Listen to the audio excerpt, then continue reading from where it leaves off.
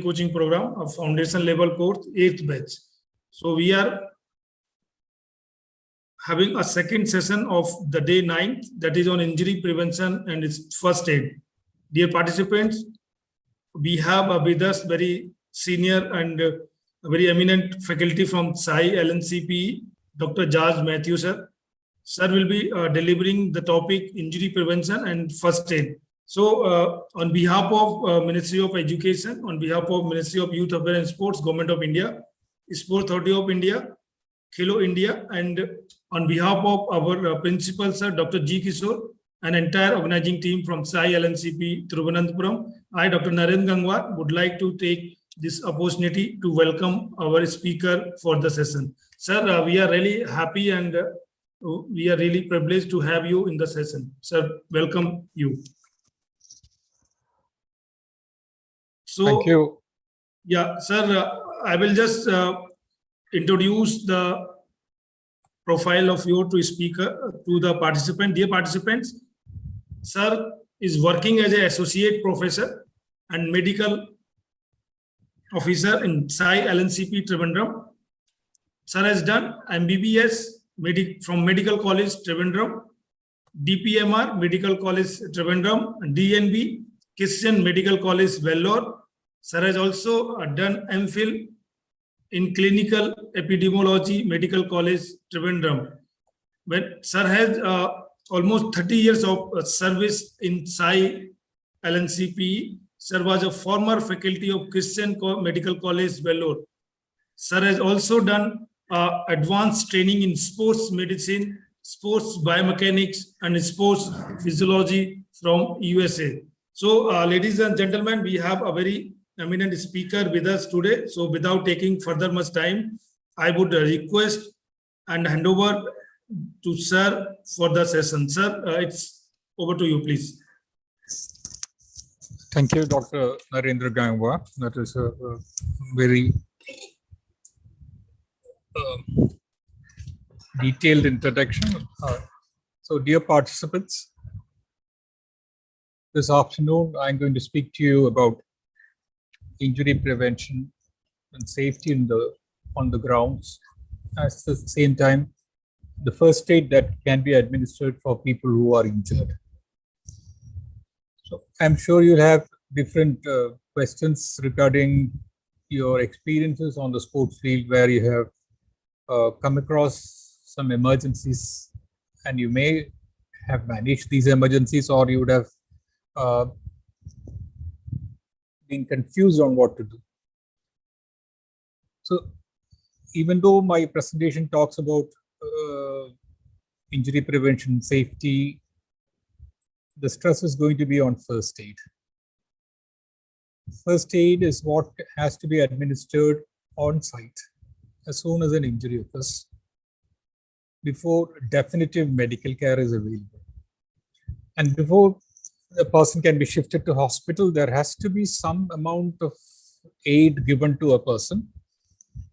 Could be a student, or could be a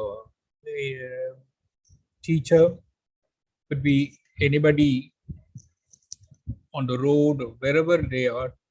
First aid has to be administered right there, maybe in presence of the bystanders or the whoever is on the road.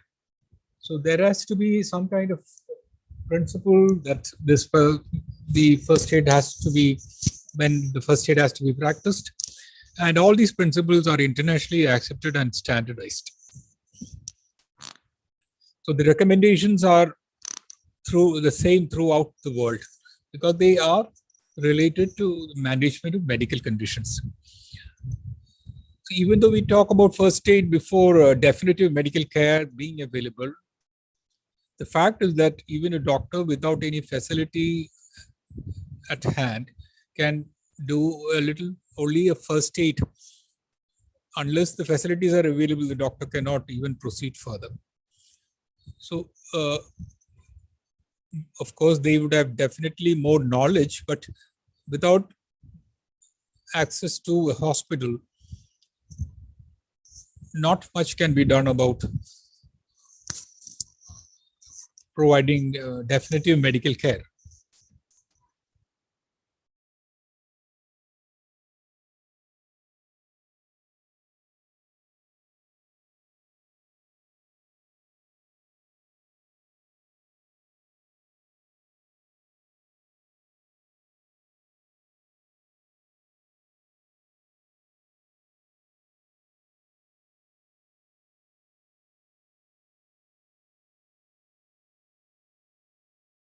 Yes, now visible. Sir, you may please continue, sir.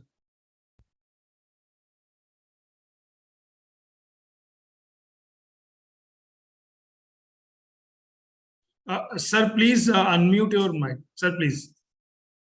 Thank you. Thank you, Dr. Gangwar. See, the slides about safety contain information mostly that is already known to you. I don't have anything new to offer. But if you have any doubts regarding the medical condition related to this topics, I'll be able to handle it during the question and answer session. See, when a child reports to school, the teacher becomes the foster parent for the whole day, or a person's staying in a residential school, it is going to be for at least a term. So the teachers do have to play a double role, one that of a guide, a mentor, a teacher, and secondly of that of a guardian. And so there have to be decisions that these teachers would have to take if when a student falls ill or gets involved in an accident. The safety issues are related to many of the following headings: sports safety, water safety, playground safety, concussion, fall safety, helmet safety, and bicycle safety. Again, these are all in confirmation to whatever safety measures are in place for traffic, for swimming pools, or the inbuilt safety mechanism related to sports.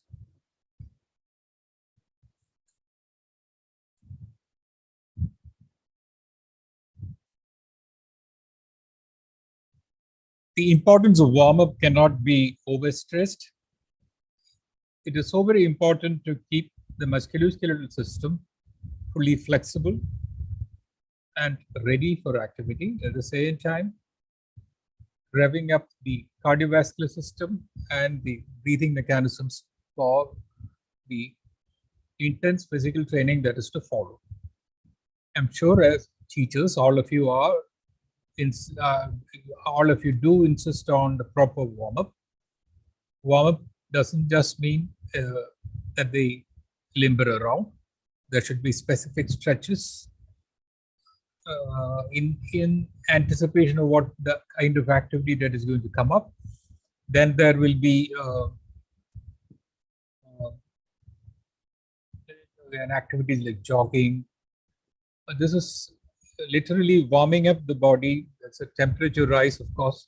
At the same time, the cardiovascular and the pulmonary systems are tuned up to face the new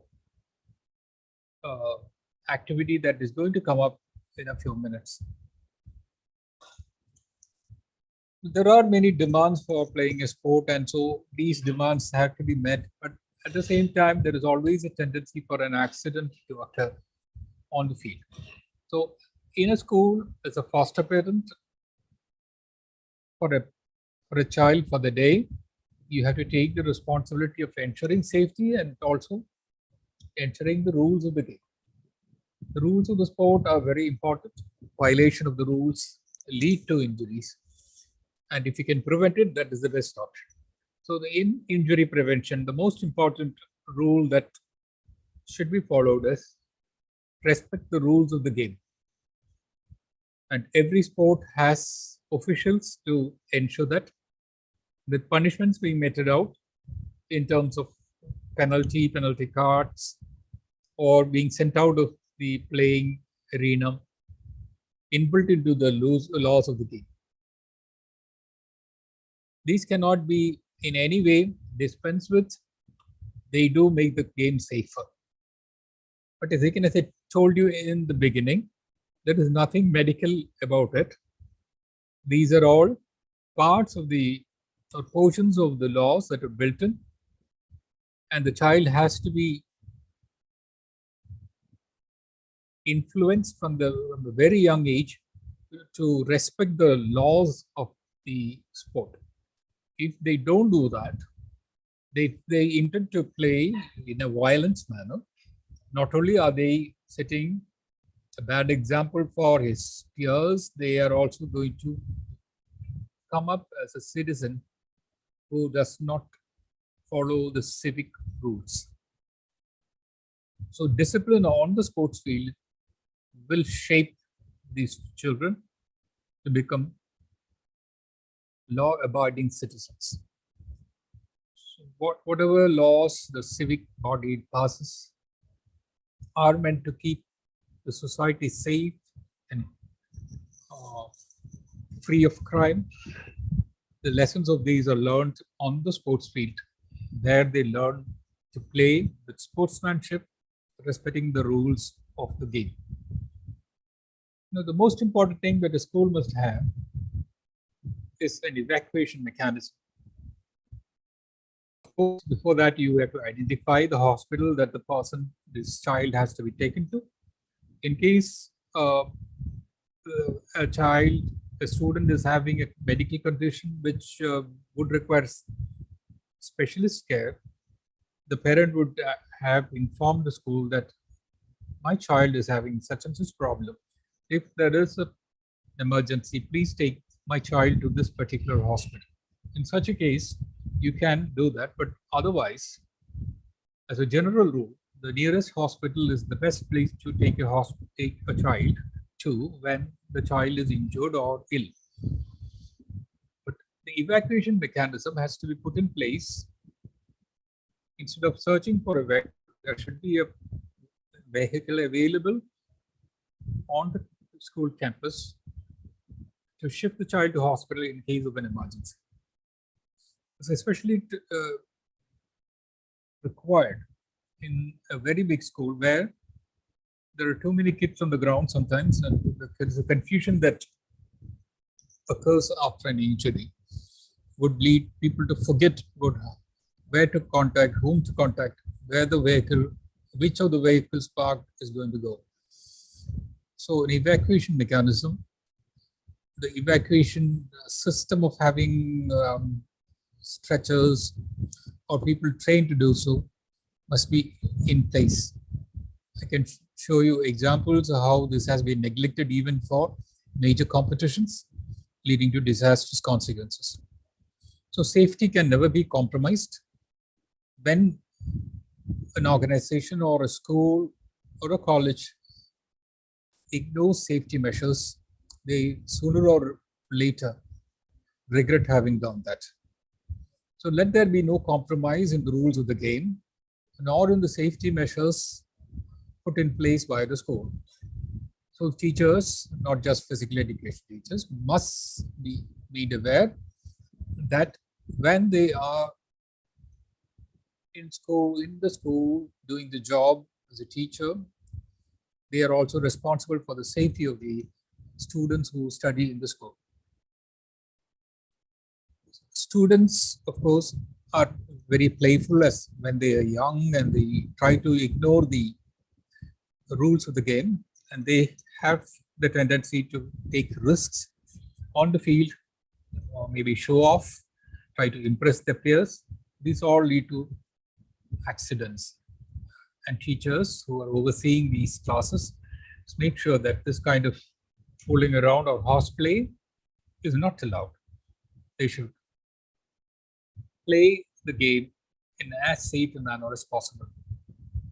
So warming up and stretching both have its own advantages.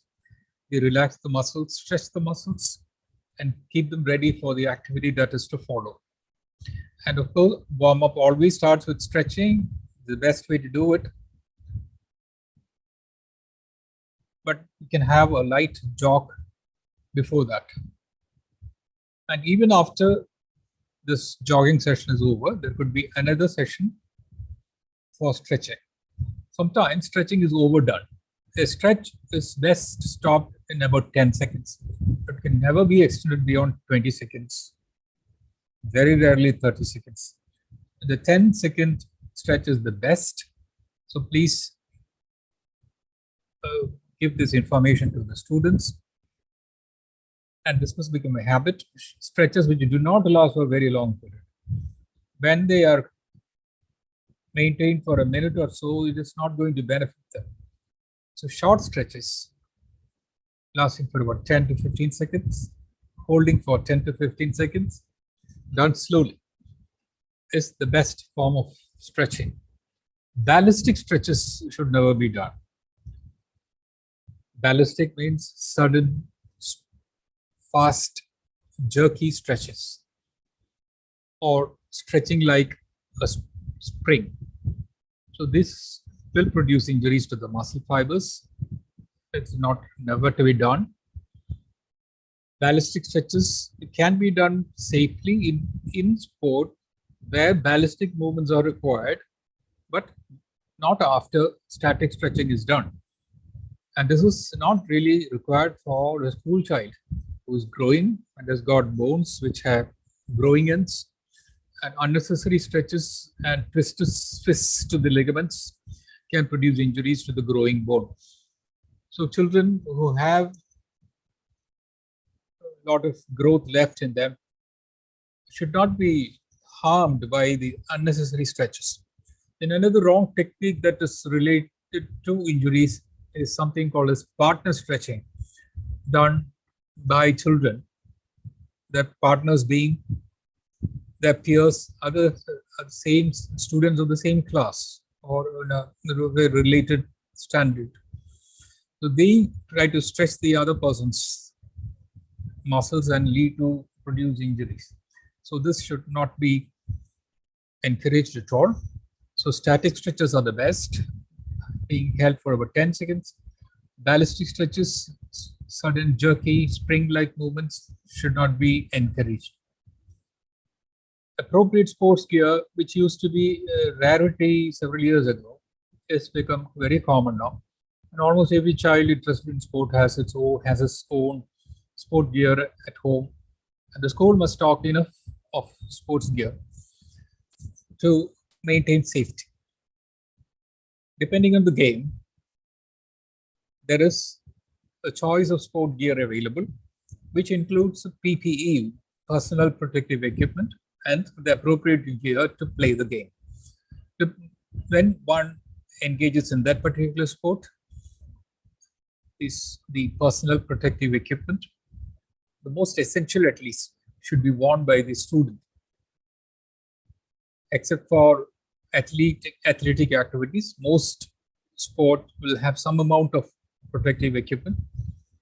And the shoes are considered protective equipment rather than part of a formal wear. So the appropriate shoes, which is the most important protective equipment for every child engaging in any activity, even for the basic running or jogging, you require shoes.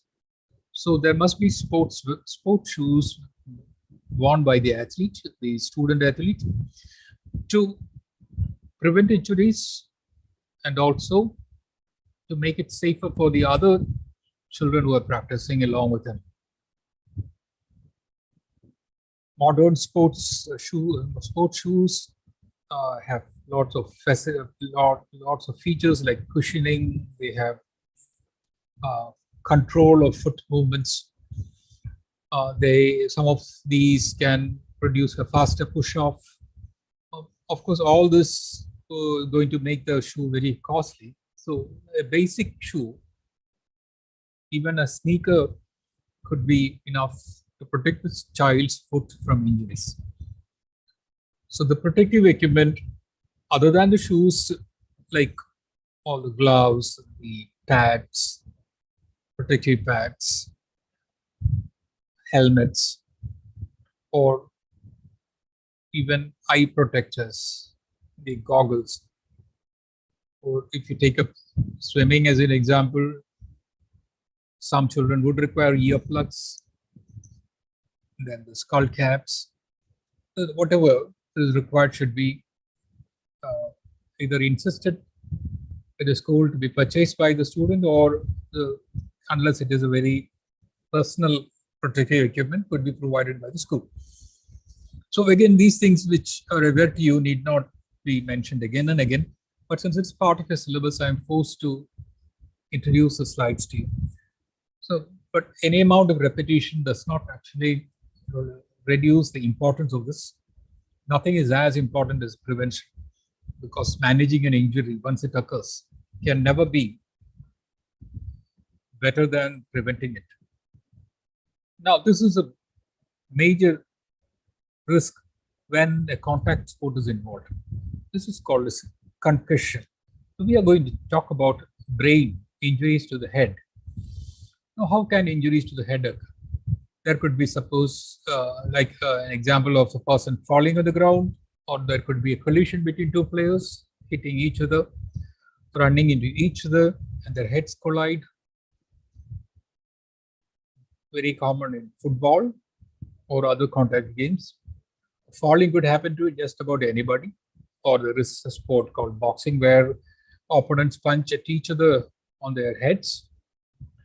So there is something known as concussion, and concussion could become dangerous, so cannot be neglected. So what is concussion? If you look at this picture, you find several symptoms listed on this slide around the central picture of the brain. All this could happen, but not everybody gets all these symptoms. But you should be aware that when the brain gets a shock, when it gets shaken, it temporarily stops functioning fully.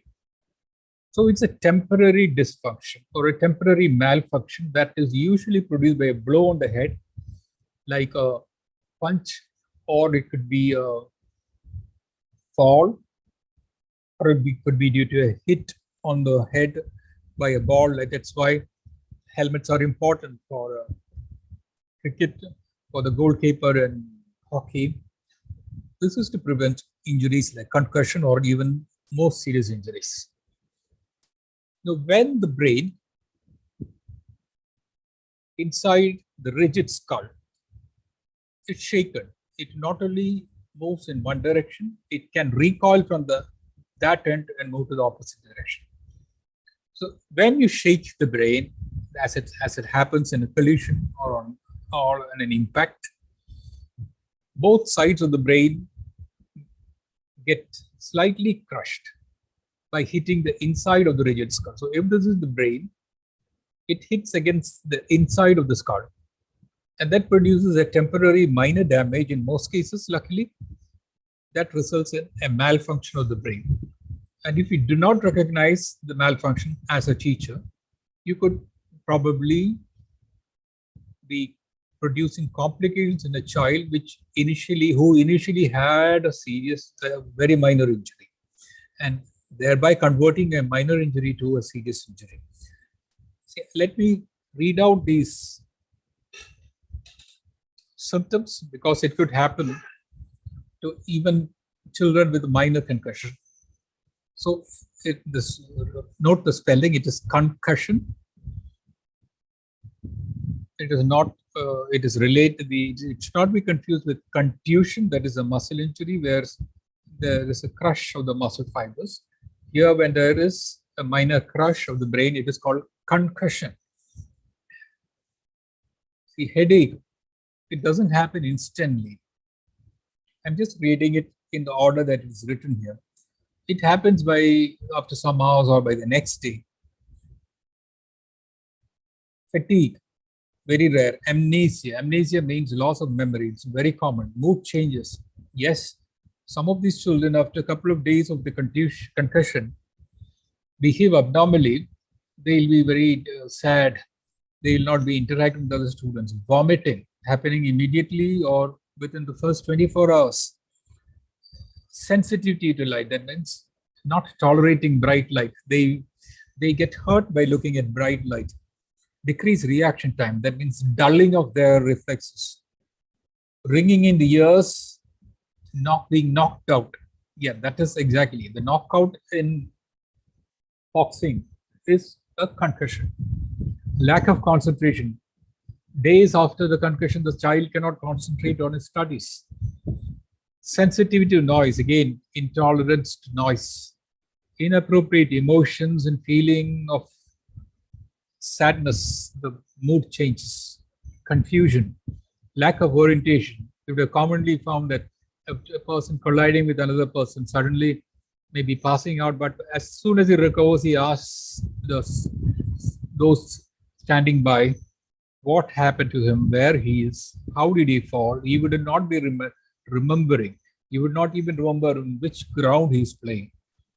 Lack of orientation, blurring of vision, difficulty to sleep, nausea. Nausea means that the feeling of vomiting, lack of energy, loss of consciousness, dizziness, irritable, even becoming angry at the slightest what do you call situation which wouldn't have irritated other people. Reduced coordination, sometimes having the bell ringing sound in the ear, easily distracted. Now, the list can be longer, but what is important is that a concussion can lead to an injury immediately and even later. How much later could this person should be observed before it can be considered to be out of danger? Because once the brain gets hit, or once the brain gets crushed inside the skull, it will develop swelling, and the swelling develops over hours or even a couple of days. And this is the time more complications arise. So a child who's had a concussion, suddenly vomiting or getting fits, complaining of severe headache, collapsing, falling unconscious, or suddenly falling asleep, which is a sign of unconsciousness probably. Dizziness, sudden loss of balance, or worsening balance. All these are signs of worsening of the danger signs after concussion or after any sort of head injury. It's because the damage to the brain will take time to fully evolve. Whether sometimes it could be bleeding, it could not be just concussion, it could be bleeding, it could be the swelling that develops in the brain. And so these children should be really observed for about 24 to 48 hours. This is the time they could be developing complications. And so a child who has had a concussion should not be sent home without his parents being informed. If the parents do not are not warned that the person has had an injury and could be developing problems, even after being discharged from a hospital, the doctors would say, observe this child for 24 to 48 hours and come back if the child is vomiting or having fits or whatever, any sort of danger sign. So even though a concussion which should appear minor can not be a problem immediately, it could become a problem later.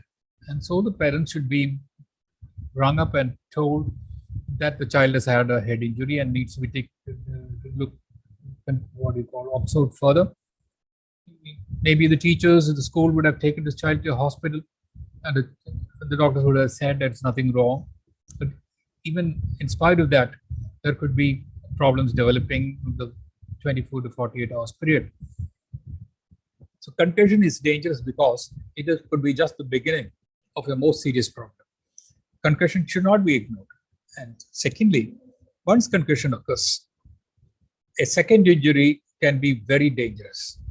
For example, a boxer who gets a punch, who maybe is dazed and confused for a few seconds, continues to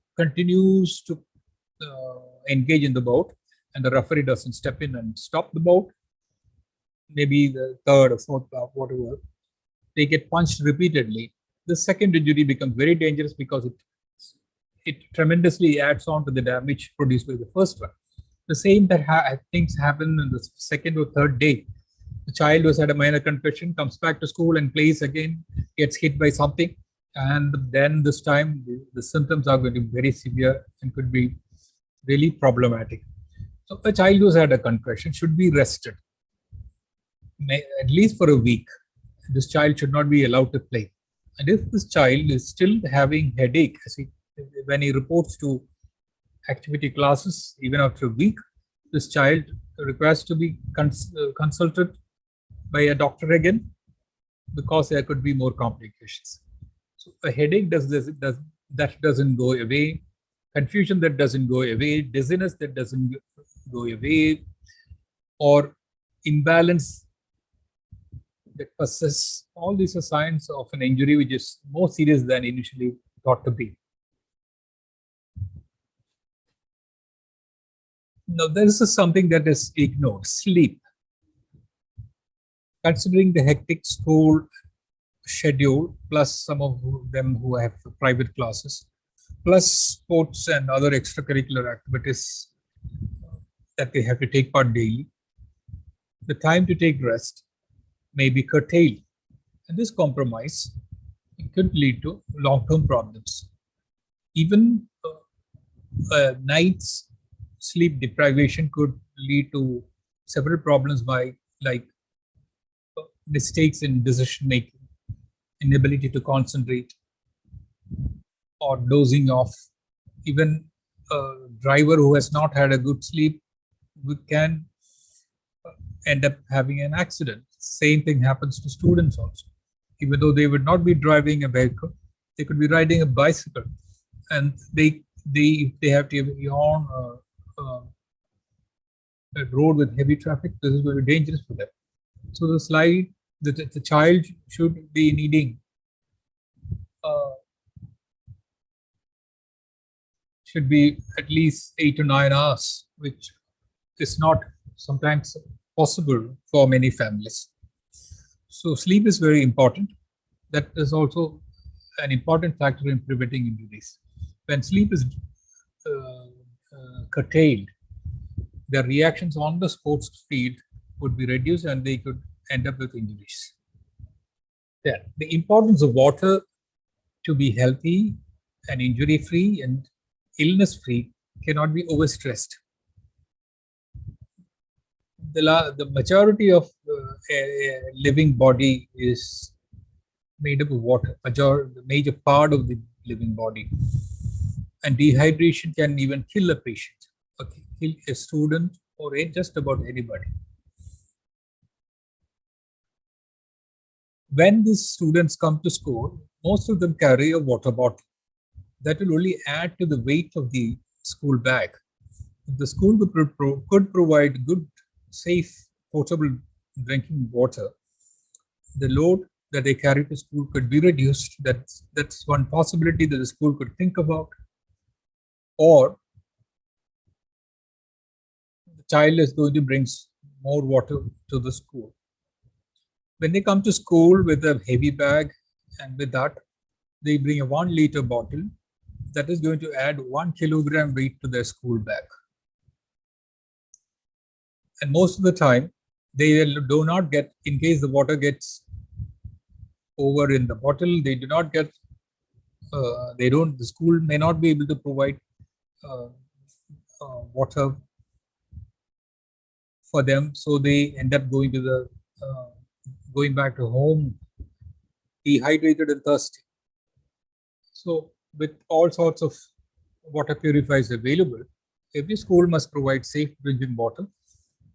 So they can either not bring the water bottle to school at all, or they could, or even bring an empty water bottle which they can fill and use it without sharing with others, to ensure the hygiene required of such situations. Or the water that they bring is completely finished and they can get a refill of the bottle. Once a student is dehydrated, the child is going to be susceptible to heat illness. Heat can produce illness, and that's why it's called heat illness. Examples: heat exhaustion, heat stroke, or heat cramps. All these are heat illnesses. Heat illnesses can affect the physical and mental performance of a child in school, can lead to injuries. It can sometimes lead to very serious illness called heat stroke. But that doesn't happen in schools. But just introducing the term in case you have not heard about it. Heat stroke that happens with long races or on very hot days for people working under the hot sun. The heat stroke is not a problem usually for school kids, but heat exhaustion can occur. It can be sometimes something known as fainting due to heat. It can be heat cramps. And once there is a heat cramp, the immediate step must be to relieve the cramp by stretching the muscle that is cramped. At the same time, water with sufficient salt and sugar to be given to the student to drink. The best powder that can be added to water for these students is the packet that is available in all medical stores as ORS, and very cheap, at a very cheap cost. It is kept very low because it doesn't contain medicines. It actually contains sugar and salt in the right proportions that is recommended by the World Health Organization. The ORS powder, the combination, the ratio of sugar to salt is the same throughout the world. And that is designed for the human being who loses water through sweating, through vomiting, or through loose stools. So whichever way the student might lose body water, it's an easy way to replenish the body water storage. And when children, especially the infants, are having diarrhea, that dehydration rate is faster, and any delay in reporting to hospital could be very disastrous. It could probably be fatal for the child. In many such cases, death can be prevented by giving ORS solution to the child, this little infant. And earlier, many years ago, maybe 50 years ago, infant death due to diarrhea was a very common cause of death in India. Now it is no longer so. Just by the introduction of this cheap ORS packets, we have prevented many infant deaths. So that is, and parents know that once the child starts lose water by vomiting, diarrhea, or by sweating, this ORS dissolved in water is the best drink that can be given to the child. So this is something, a life-saving measure, which is not at all costly. So every child must be drinking water, and after a very long session, maybe they would require a little bit of electrolytes. But as a rule, it's not required of the student to bring ORS to school. The ORS packets can be stored by the school in case somebody is having vomiting or having diarrhea and is very tired, and they could be given a drink of ORS before or as they are being shifted to hospital. So ORS offers a lot of benefit because it replenishes the water stores. Not all cases of severe diarrhea or vomiting require intravenous fluids. Many of them can be managed, could be managed by this. Only if the person is not able to tolerate ORS and the dehydration is of such a severe degree, would the person get intravenous fluids. So please remember, ORS is very cheap, but it's not costly like a diamond, but it is much more useful than a diamond. So the value of ORS is more than that of a diamond of equivalent weight.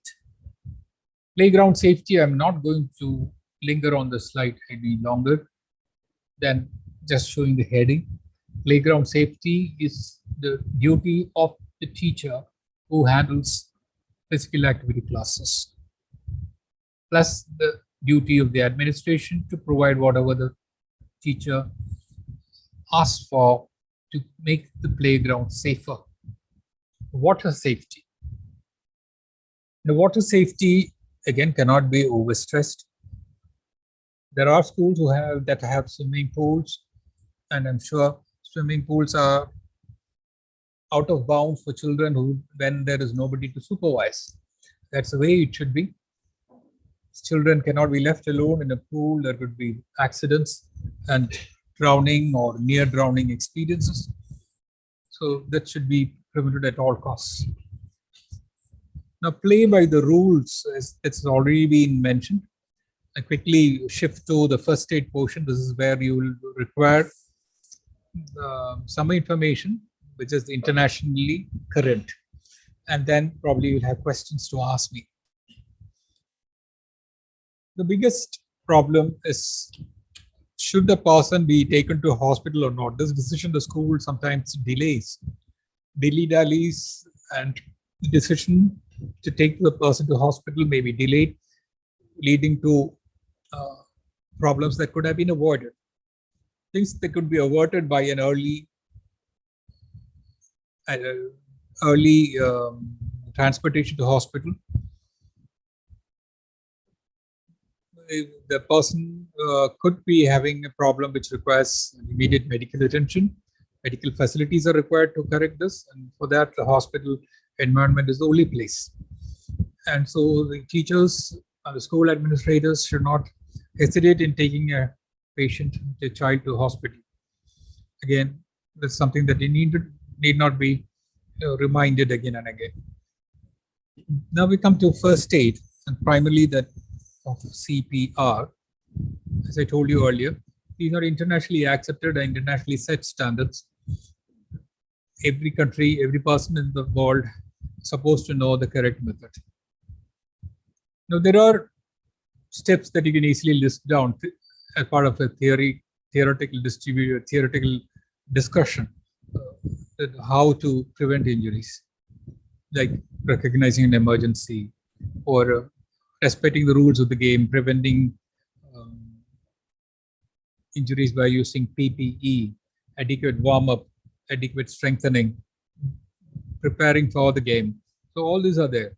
But when we come down to a situation that demands your care, you cannot run away, and that's the time you have to give first aid. So here the first aid part, I think the slides are a little mixed up. I'll come back to this. First, we'll take up CPR. CPR means cardiopulmonary resuscitation. Cardiopulmonary resuscitation simply means trying to restart the heart and the lungs which are not working. The lungs do not require restarting, only it means air is being pumped into the lungs because the person is not voluntarily breathing. But the heart that has stopped has to be restarted. That is why it is called resuscitation. So reviving a person who has almost gone, whose heart and lungs not functioning, this is what is called as CPR, or cardiopulmonary resuscitation. And many of you would be having a CPR certification or a first aid certification where you would have been taught about the correct method of providing CPR. How do you provide CPR? There are many videos available on YouTube if you want to look at the video, or you can find several first aid textbooks which give this technique. But no amount of repetition would make this less important or boring, because it could help you to save a person's life. So when you find a person on the ground unconscious, probably requiring CPR, you have to go through certain steps of the CPR so that you don't forget these steps. They are coded as a mnemonic. The first thing is that you have to check for danger. As you approach the person, before you touch the person, you must check for danger. Danger for the patient, danger for the first aid provider. In this case, that is you. Because, for example, the person could have been electrocuted, and a live wire could be on the body, or he could be touching a live wire, and you go and touch him like shown in this picture, you also get electrocuted. So check for danger, make sure you are safe and that the other person is also safe. Sometimes the person is at the edge of a body of water or of the swimming pool. You move the person away from the edge, move the person away from the traffic in case of collapse on the roadside. So this is what is called maintaining health, ensuring safety by looking at all aspects of or any signs of danger. The second thing is R, check for response.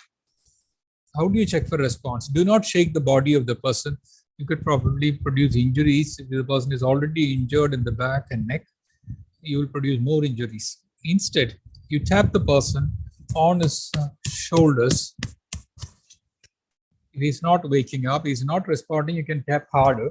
but none of these taps should shake the whole body. That is not to be done, because any back or neck injury could be worsened by this shaking. So check for response. And the third letter is DRS. S means send for help or shout for help.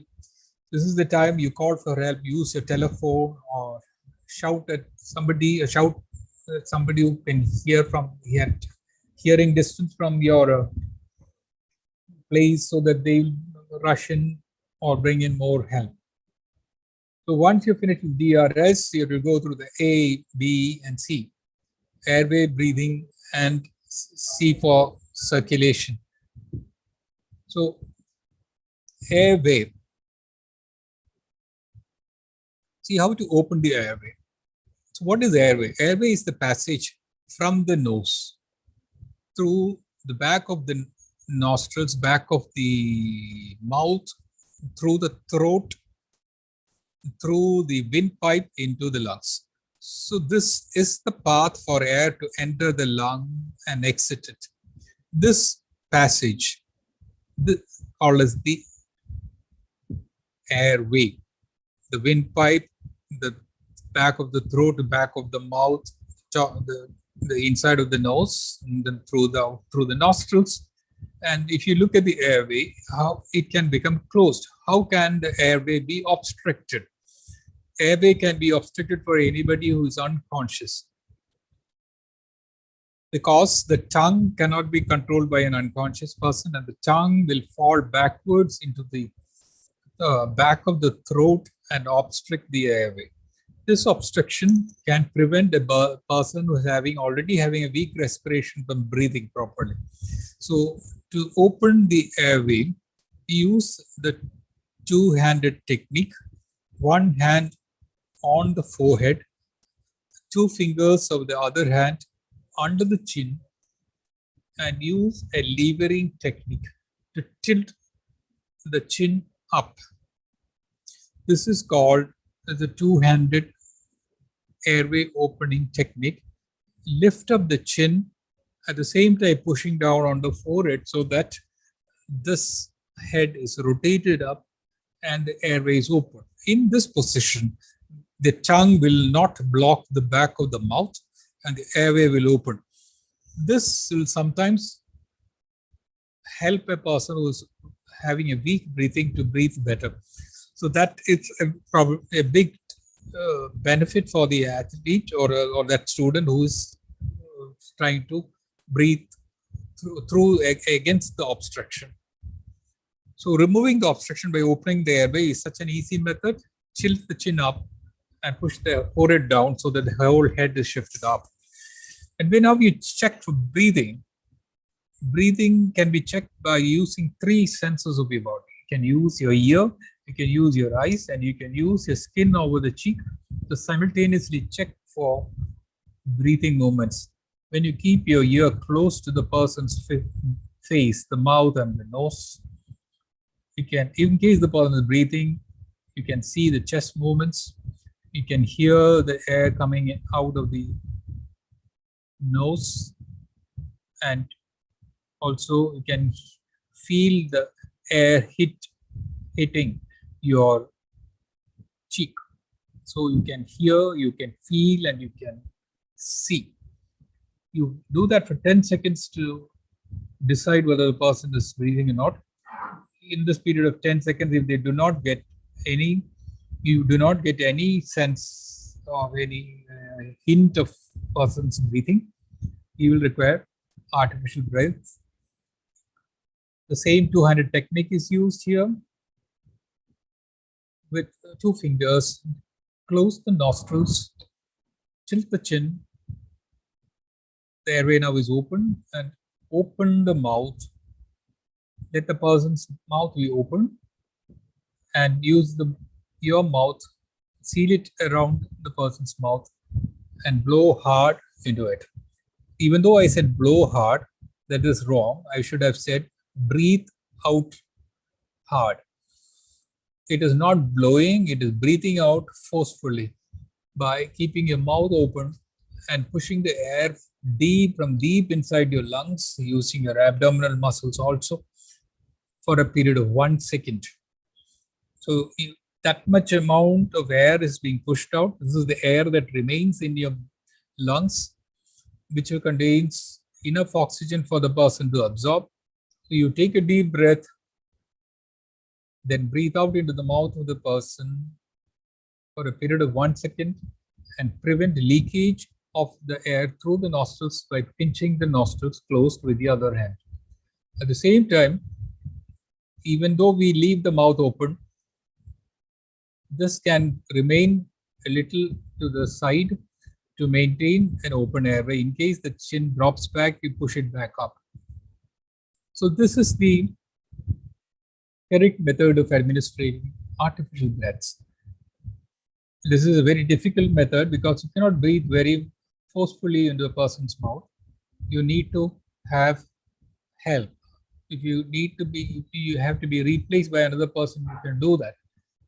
So how many artificial breaths should be given? You should give only 2 at a time. You give 2 artificial breaths and move on to giving chest compressions. Before giving chest compressions, you must make sure that the person's heart is not beating. If the heart is not beating, the person will not have a pulse. There are different points on the body where the pulse can be felt, but the most powerful pulse is seen in the neck, that is known as the carotid pulse, the side of the neck. This is the point where you will get a very strong, forceful push pulsation on your fingers. It should be done. The pulse should be checked only on one side at a time. And you should be able to first find the carotid on your neck. For those who have not done it already, you can find it just in front of the muscle here. You can find the carotid pulsating very strongly and firmly. If the person doesn't have the carotid pulse, the person requires chest compressions or external cardiac massage. So when pulse is absent, give chest compressions. To find the best place, you go for the center of the chest. And at the center of the chest, you put the heel of the palm of one hand against the chest. And the other hand is laid over the first hand and the fingers interlocked. Only the heel of the palm is contacting, the other part, the front part where the fingers are interlocked, is not contacting the chest. And there you start pushing, pressing down to a depth of about 4 to 5 centimeters. And the pushing, the pumping that you are giving, making the heart push out the blood inside it, should be at the speed of about 100 compressions a minute. And that again, you have to administer rescue breaths in between. So you give 30 compressions at the speed of 100 compressions a minute, and then stop and give 2 artificial breaths. Again, resume the chest compressions at the rate of 100 per minute. Do it 30 times, and after 30 times, take this break to do a artificial respiration. This is a very tiring process. One single person cannot continue this for very long. The person will be completely exhausted in a very short time. So it's best to have at least 2 persons. One person taking up the job of chest compressions, and second person giving artificial respiration. After some time, they interchange their positions, and then they will have real time to recover. You cannot take deep breaths and keep on pushing air into the lungs for a very long time. So more people are required to do CPR for a longer period. One single person or even for 2 people, it's going to be difficult. So there has to be a team taking up turns to do it. And what is the ratio? You must remember this ratio. This is in an internationally accepted recommendation: 30 compressions, followed by 2 rescue breaths, again followed by 30. So the ratio is 30:2. 30 chest compressions like this, and 2 rescue breaths like in the previous slide. Okay.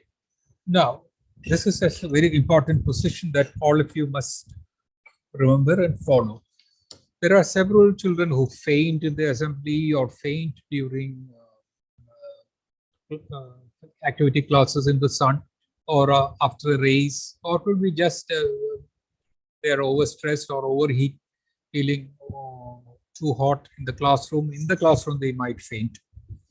And usually, the first response you find when a person collapses is to rush up to the child,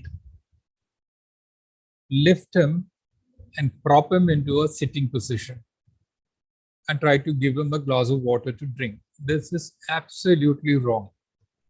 A person who has collapsed should not be made to sit up or should not be propped up in a sitting position. It even happens in competitions. People are in sports. You find people being made to sit. Somebody collapses on the road, all the bystanders rushing and prop them up, lean them up against a wall and keep them in the sitting position. The person will be unconscious sometimes. You'll find this person is getting into serious problem, because when a person faints, the brain requires blood for the person to recover from that fainting attack or whatever reason that made him to collapse. By making him sit up, you are depriving the brain of enough blood. And secondly, if there has been an injury to the head, the neck or back, whatever, by making this person sit up would have produced displacement of these fractures and more serious injuries. So when a person is collapsed and is breathing, has a heartbeat, doesn't require CPR, you feel the pulse, it is present, the person is breathing, the person needs to rest in a proper position. So what is the resting position? This is called as the recovery position. The person lies on his side. The person is made to lie down on his side. And see, one single individual can turn a person to the side. This is the position in which the person must remain till he or she recovers. And this is the time that an unconscious person or a person who is semi-conscious, who cannot respond to several situations, can safely maintain the position until the person is recovered or the person has been shifted to hospital.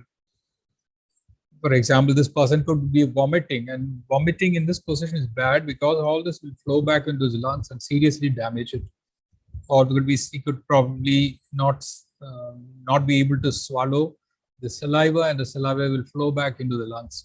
To prevent all that, put him on his side, and now they sweat this saliva, and any content that comes out from the stomach, the vomitus, all that will flow out of the mouth onto the ground. And that is the purpose of recovery position. It is a very useful position.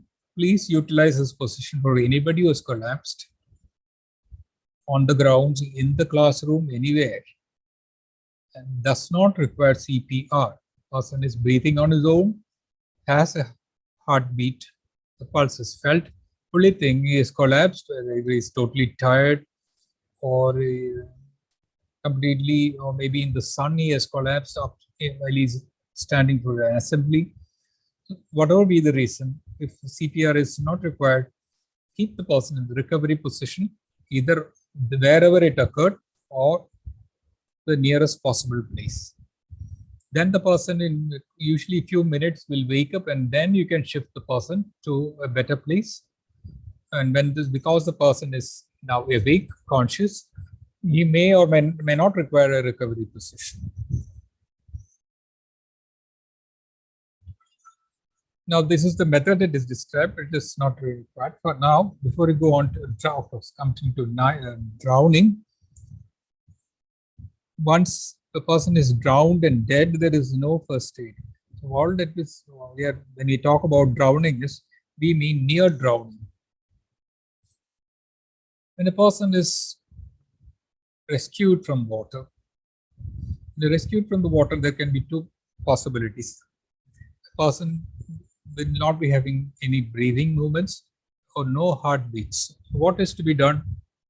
Do a CPR and shift to hospital and continue the CPR in the vehicle in which the person is being transported. But this person cannot be put into recovery position because there is CPR being performed. But if the person has got a pulse and breathing, but the person is not fully out of danger, the person is not fully conscious, breathing, having a heartbeat. So this person doesn't require CPR, and put the person in recovery position and shift to hospital. So one of these two, any of these two situations can occur. Person requiring CPR or not requiring CPR, and we go by the general rule. If the CPR is not required, choose the recovery position. Now, again, some students who have fits attend school and they may get fits. You must know that there is no need to be afraid of fits. Fits will start and stop. In spite of whatever you're doing, the fits will not stop. It will take its own time. There are many wrong practices based on superstitions, that a metal object must be pushed into the hand, that metal objects must be pushed into the mouth, a key must be kept between the teeth for the person to bite on, or a key must be thrust into his closed fist to make the fit stop. This is wrong. This should not be done, and this is dangerous. This can produce injuries which would not have occurred had there been no metal objects being pushed into the body, push parts that I just described. When a person is having fits, whatever short circuit that has happened in the brain would stop after some time, and then the person will be unconscious for about 5-10 minutes, and then only the person will get up. The only thing that has to be done is to put the person in the recovery position. The do nots are important. Do not put anything into the mouth. Do not put anything into the hands. Do not hold down the person with fits. And only thing that again has to be done is to remove the child from a dangerous situation. So this is the first state for fits. Recovery position is the best position to keep them till they wake up. For an unconscious athlete, you find the person unconscious. The immediate response is to turn him around, then try to talk to him, or try to lift him and make him lean against an object and keep him in the sitting position. An unconscious person must be left alone. Before you shift him, you have to evaluate him, check whether he is conscious or not, check his pulse, check his breathing in the position you find him. And if the person requires CPR, you can turn him over to his back. He can go onto his back and then manage the ABCs. Must be remembering A, airway, B, breathing, and C is for circulation. And transporting safely is quite important. There's a technique called as the log roll technique to transport a person. And controlling bleeding. When a person is bleeding from a body part, the child also would be panicky, would be afraid, would be crying. We can do two things simultaneously. Console the child, calm the child, talk to the child, at the same time stop the bleeding by applying pressure. Direct pressure and elevation to exploit the effect of gravity in reducing bleeding. Direct pressure, by pressing on the wound, you can stop bleed. But remember, you must never allow blood of the other person to touch any of your body portion or come into contact with your bare skin. So there has to be a barrier between the body part that is bleeding and your hands. And your school first aid kit will have dressing pads or dressing any cloth, pieces of dressing material. You can use that to press instead of pressing with bare hands. Never should be bare hands used to control bleeding. So this is the way of controlling bleeding. This pressure can be maintained for about 3-4 minutes. sometimes 5 minutes, and then slowly the pressure can be removed. And if the bleeding has stopped, dressing can be applied and bandaged. If the bleeding continues, you can continue to press for a longer period. And most of the bleeds will stop unless it is a severe bleed. Some major blood vessel is cut. So this pressure can be continued in case of a major bleed without lifting the hand off till the person reaches hospital. So in the vehicle where the person by which he is being shifted, you can be in the vehicle and continue to apply pressure. Now this is another common problem that occurs in school, where the child, other teachers all panic because sometimes blood is freely flowing out of the nostrils. The first aid is very simple. Make the child sit leaning forward. Ask the child to pinch the nostrils closed. Ask the child to open the mouth and breathe through the mouth and spit out saliva or blood, whatever that flows out of the mouth, and remain in the position for 5 to 10 minutes. So very simple. Pinch the nostrils closed, lean forward, and leave the mouth open for breathing and for spitting out. Never should the person be made to lie down, nor should the person be made to lean backward. So the technique is only one. All of the techniques are wrong. Lean forward, pinch nostrils closed, breathe through the mouth. That is about it, but one additional point I would like to mention. In case of a head injury, the person would still be bleeding from the nose. In such cases, the person who is unconscious because of the head injury should not be made to sit up and pushed into the leaning forward position. A person who is bleeding from the nose is due to bleeding from the brain. So this person has to go to hospital in a recovery position. The person will be unconscious. So this first aid that is mentioned here is for leaning forward, pinching nostrils closed, and breathing through the mouth for a person who is a child who is conscious and bleeding, not for a person who's got a head injury and unconscious. Now we are coming almost to the end of my presentation. Before I give you time to ask questions, I'm going to skip how coaches and parents should be very careful and cautious, at the same time giving them enough leeway to do activities as they wish, but never sacrificing safety. But I would give you a couple of examples where safety was compromised. This is the picture of a very sad incident that occurred a couple of years back here in this state. Here is a schoolboy lying, and here is, you can recognize that is a hammer. This boy was recruited as a volunteer in a district sports meet, who had no training on where to look, how all these missiles will fly through the air, and then he was a volunteer for another event. He just crossed the field and a hammer hit his head. Very unfortunate. This should not have occurred. The teachers were held responsible. This is completely the failure of the system. Safety has been compromised. A child who has no experience, who has no business to be on the field, this is the teacher's job to organize the events. And primarily, there is a physical education teacher. You cannot just call any student and ask him to pick up things from the field who has not been trained, who doesn't know what are the events going on, and he has no experience volunteering for the event. So safety has been compromised, and this child had a serious injury. His head was shattered. Now, the problem didn't end there. Look at this second picture. This is the child being removed from the field. So this is the first aid that is being given. This is an example of how a child, or anybody for that matter, should not be lifted or cannot be carried like that. This is not the way of shifting. He has to be shifted on a stretcher by using a method called the log roll technique. See, look at this.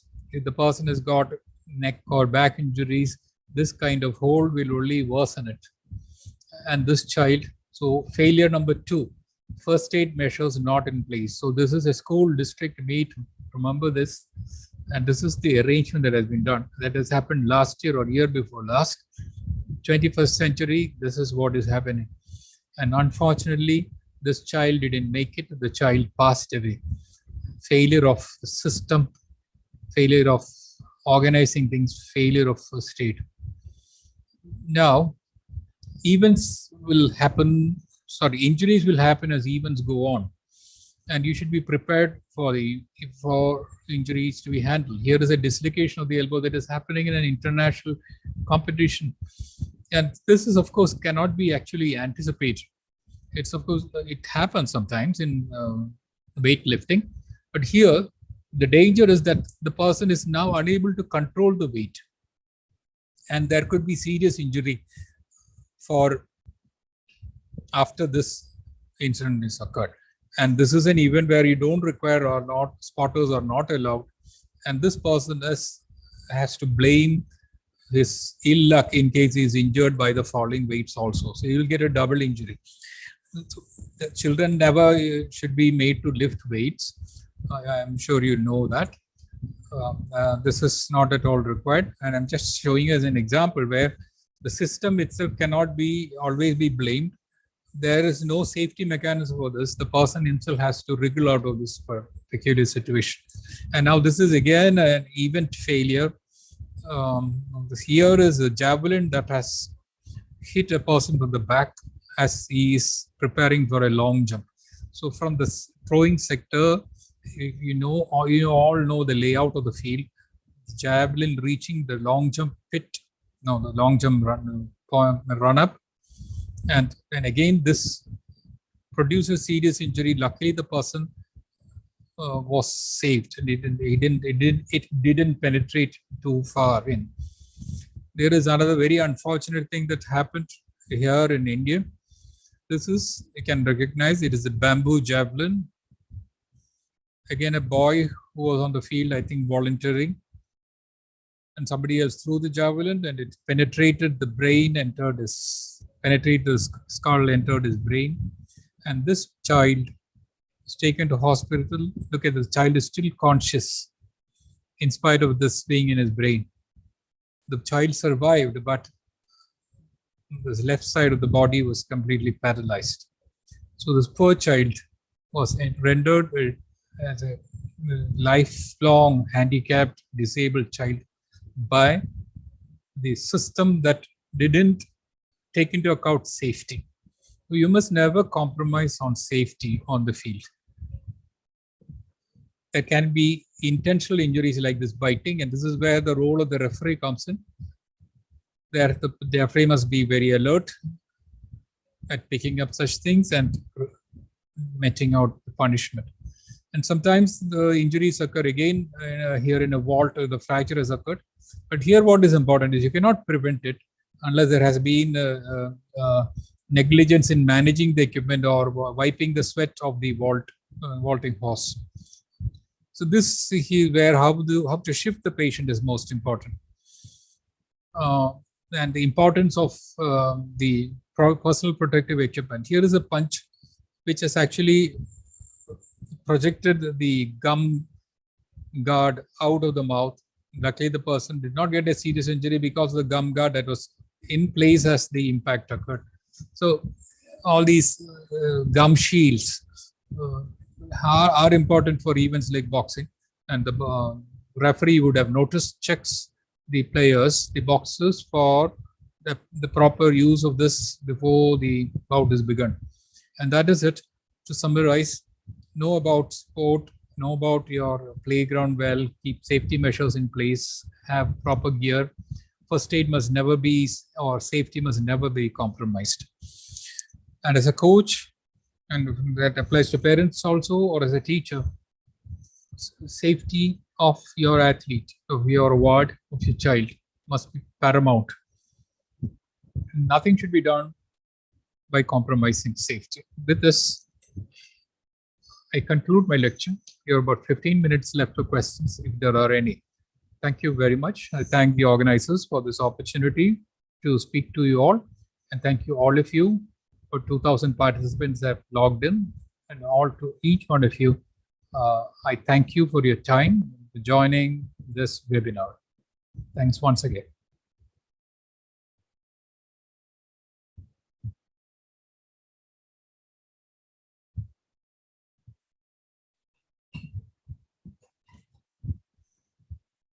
Thank you so much, sir. Sir, shall I take a few questions? Yeah, I'm here in case time. I think there are 15 minutes left. I'm ready to. If there are questions, I'll try to answer. Yeah, sure. So, participant, once again, good evening, and I would request everybody, if you have any question to ask from our expert, please write in the question answer section.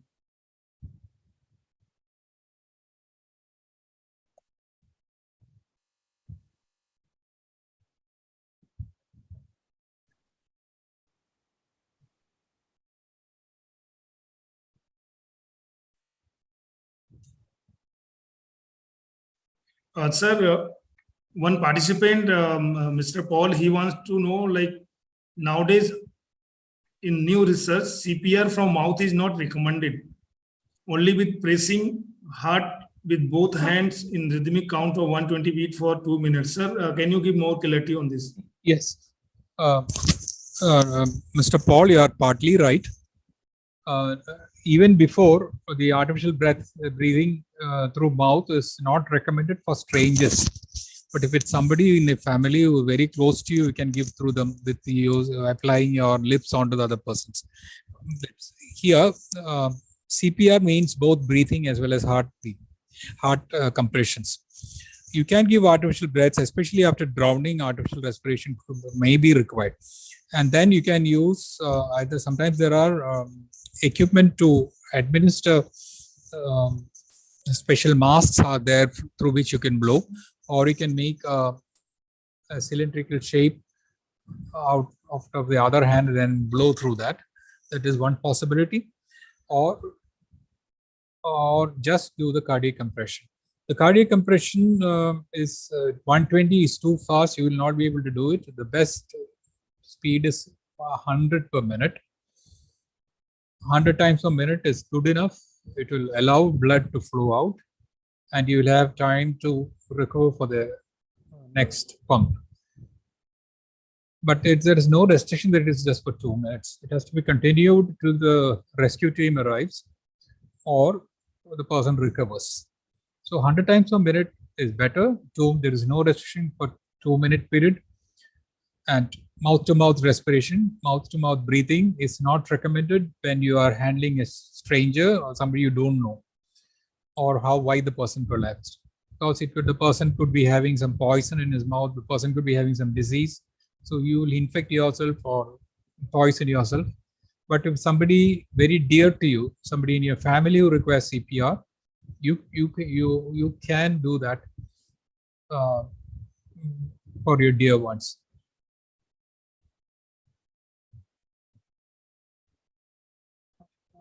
That is it. Next question. Yeah. Sir, one participant, Muhammad Ibrahim, he wants to know, like, how to recognize an injury is fracture during the play. Not all fractures are recognizable without an X-ray, and even a doctor may not be able to say that there is or there is no fracture in cases where there is no displacement. But if it is a total break of the bone or the bones, whatever, you can find 2-3 things. One is that there will be abnormal movement. Second, there will be abnormal shape of the limb. Thirdly, your attempts at shifting the person may lead to movement at this broken ends, and you may hear the rubbing of bone against bone, a rough grating sound. This is not what nobody is going to check for all this to ensure that there is a fracture. If you get it, that is it. That's all. But secondly, it is not important that you recognize a fracture on the ground. Once an injury has occurred and the person is having severe pain, cannot move, that requires attention. That injury requires attention. That is most important. Whether there is a fracture or not is a decision that has to be taken by the treating doctor. And the doctor himself sitting in the OPD or in the emergency section may not be able to say that there is or there is not a fracture in any of these places. So they have to go for X-ray and find it. So you don't get any benefit by diagnosing it on the field as a fracture. And there are several different types of fractures. And how to manage it, the doctor would decide only after the X-ray. So shifting the person, transporting the patient is what is important.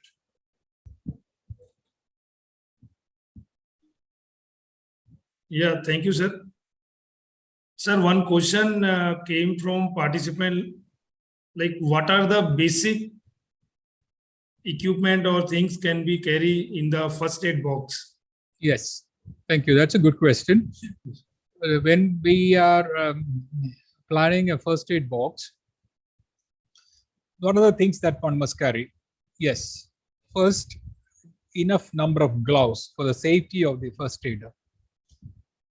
Gloves should be there, dressing material, scissors, antiseptic lotions,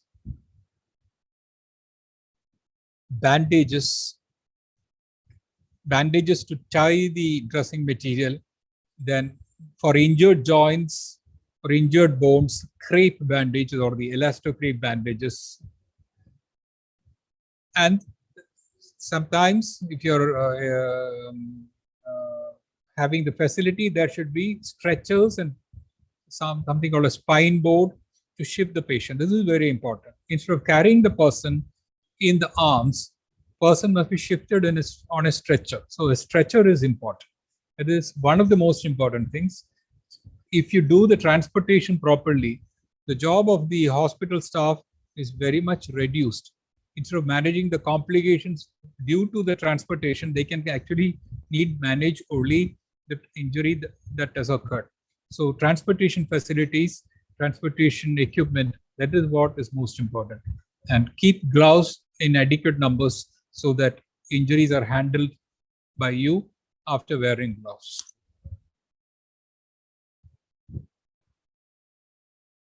Sir, thank you. Sir, one of our participants, Mr. Neeraj Singh, so he wants to know, like, if there is a mild injury, then how many days rest will be recommended for the athletes? With that information, I will not be able to answer it, because mild injury of which place and who decides it is mild. That is very important. Mild, the decision that an injury is mild should be taken by a doctor. Otherwise, there are going to be legal implications. Okay, you cannot take a decision that the injury is mild and decide that a person should be back in action after a certain number of days. You are not bound to do that. You will be legally made answerable.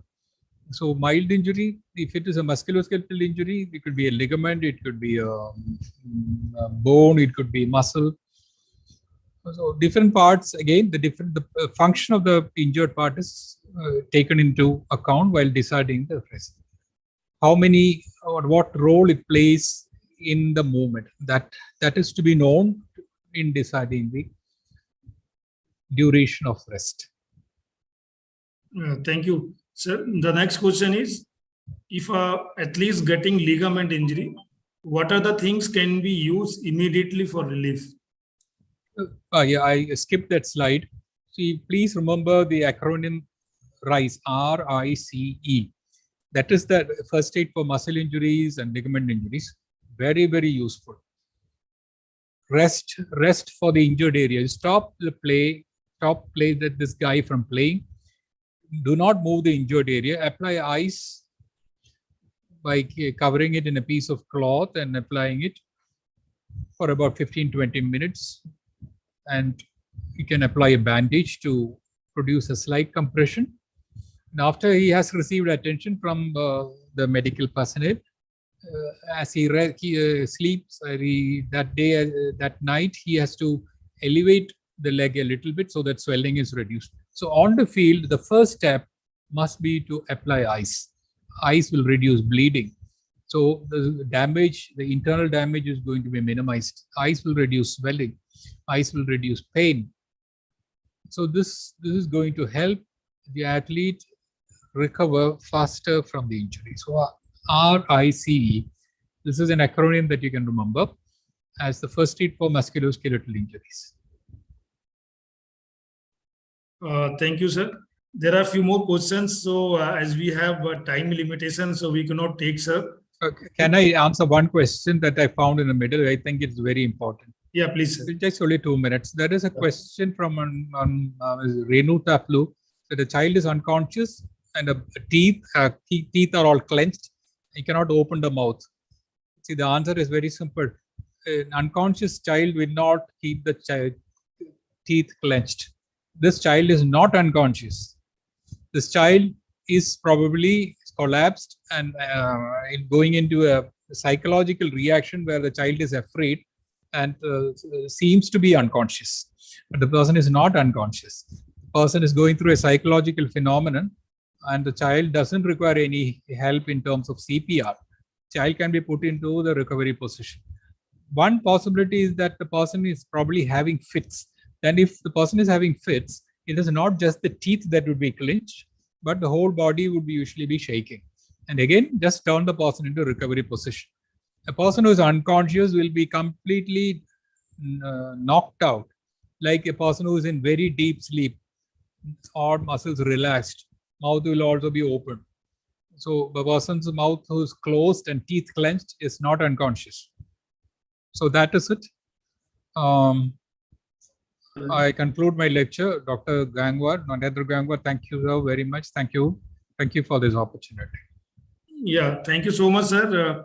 We are assured that it is going to help all the participants, because sometimes we get a lot of information that is not right and we are not able to implement. So, sir, thank you so much for such a wonderful session and delivering a very practical and the knowledge which you have shared with the participants. Thank you so much, sir. And on behalf of Ministry, on behalf of Hello India, Sport Authority of India, I would like to extend a heartiest thanks to you for coming here and sharing your valuable time and knowledge. Thank you so much, sir.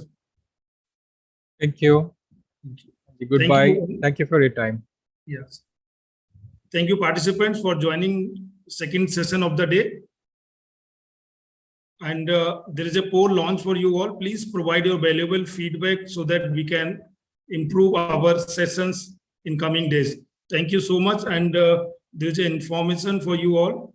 So as per the schedule, the classes are from Monday to Friday. And now this week we'll have, as we have Saturday, Sunday off, and Monday also we have holiday. So the next class will be on Tuesday. Please take note. The next class we will be having on Tuesday.